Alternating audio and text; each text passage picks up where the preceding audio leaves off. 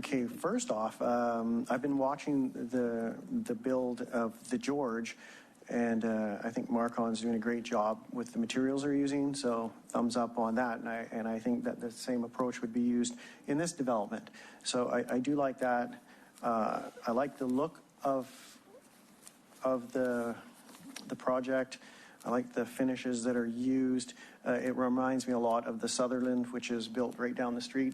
Sutherland, however, only has 6 units per standard residential lot, and this one here works out to about 7.5 per residential lot, not taking into account the heritage home sitting on the big lot and that 1 unit there. So it works out to about 7.5.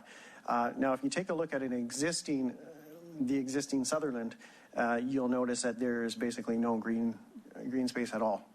And that's based on 6 units per lot. So we're going up to 7.5. So I do have a huge issue on that. I don't think there is nearly enough green space.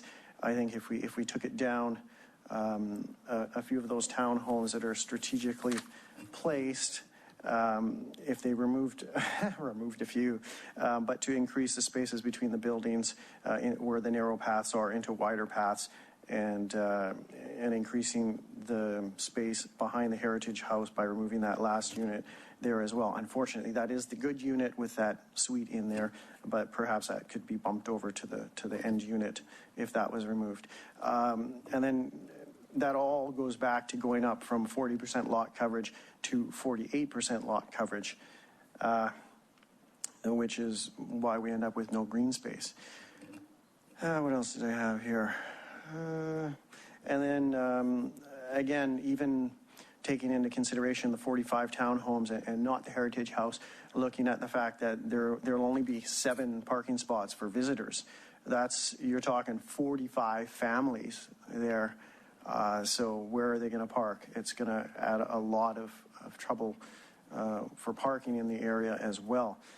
So basically, I think we need to tone it down a little bit. I think the design is wonderful, but I think it's just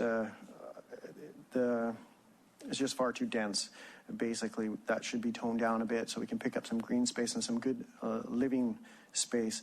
And those are kind of my main concerns. I like Councillor Lottie, am curious as to how the neighborhood would accept something like this, how they would respond to this. So yeah, it would be interesting to see how that would go over. But those are my concerns with this project. Basically, in a nutshell, I might think of something later that I forgot to mention because my notes are a bit messy, but thank you.